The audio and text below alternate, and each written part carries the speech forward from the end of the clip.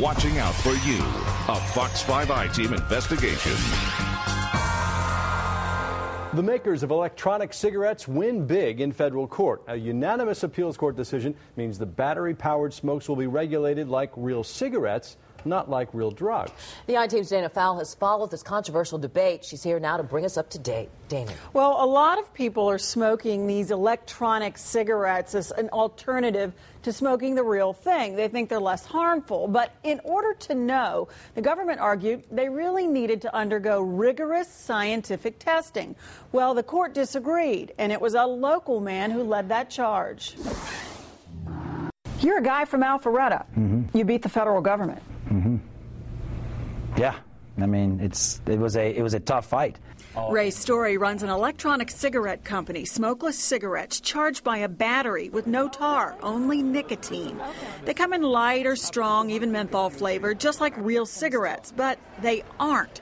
There's no smoke, only vapor. Well, the FDA tried to ban them, but Ray Story took them on. They felt like this particular product was a drug delivery device. Much like the patch or nicotine gum, drugs that are FDA regulated.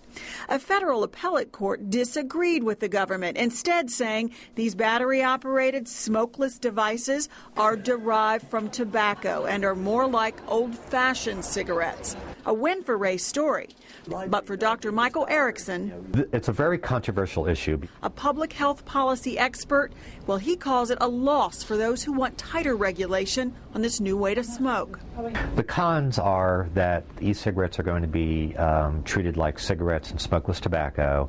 There'd be some regulation of it in terms of its marketing and access to it. But not a lot of oversight. Tobacco cigarettes are not heavily regulated, while smoking cessation drugs are. Story agrees. Had the court's decision gone the other way, he would very well be out of business. Absolutely. It's impossible. That right there takes years and years and years to get through that process. They would have to spend lots of money to document that they're safe and effective in order to be put on the market like a drug. They'd have to do post-market surveillance, which also costs money. And by being considered a tobacco product, they can just continue selling it any which way they want. But e-cigarette retailers can't make any health claims, although Ray Story says the FDA has done it for him. If you look at the product and look what it does, and even look at what the FDA had already admitted, that this particular product is 1,400 times less harmful than a conventional cigarette. Why would you not allow that to be here? Well, e-cigarettes are sold at mall kiosks, smoke shops, and online, and they start about $80, and it's give or take. They can get pretty high, and that's for a startup kit. But Ray Story believes with this court decision, the prices, may actually drop.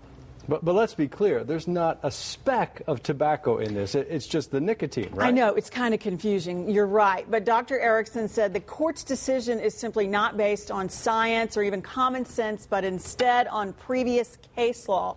The FDA sort of shot itself in the foot a long time ago. It has a tortured history with tobacco for years, calling it simply a pleasure device, even when cigarettes, as we know, were killing people.